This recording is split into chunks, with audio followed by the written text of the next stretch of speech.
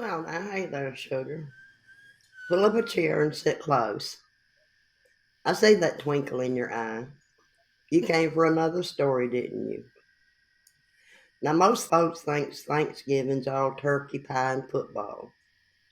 But around here, not every seat is meant for a living. Let me take you back to 1981. We were having Thanksgiving at my sister's house out in the country, middle of nowhere, Alabama.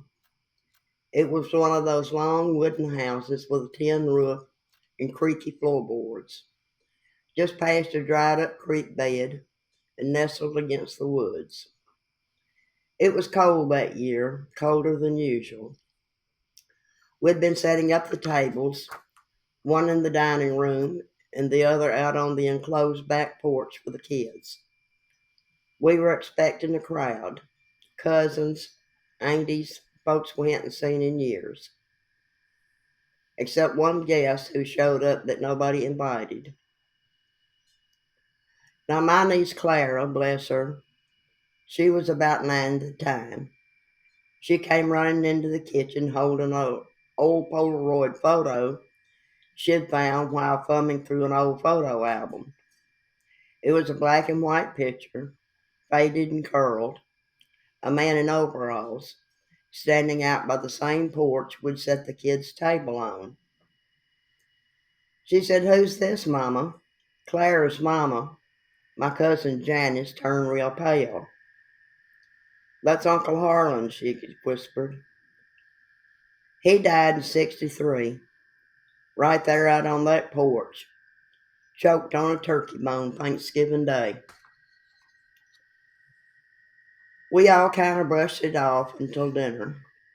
We had everyone seated, ham, turkey, cornbread stuffing, the works.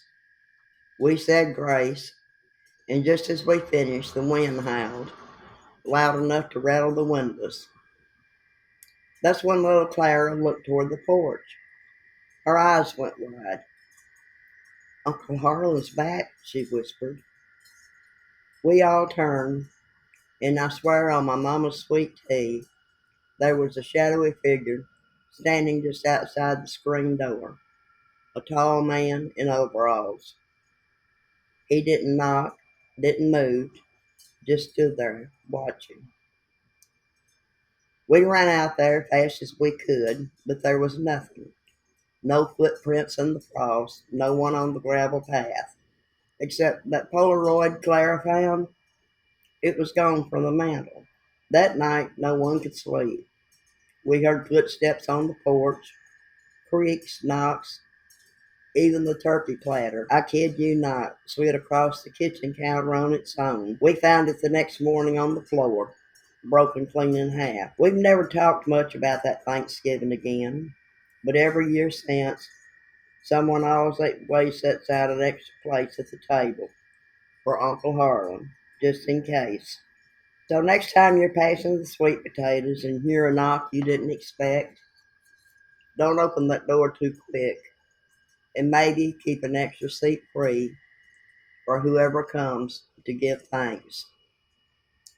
Sleep tight now, my little night owl. Granny will be back next week with us another story of the strange and bizarre.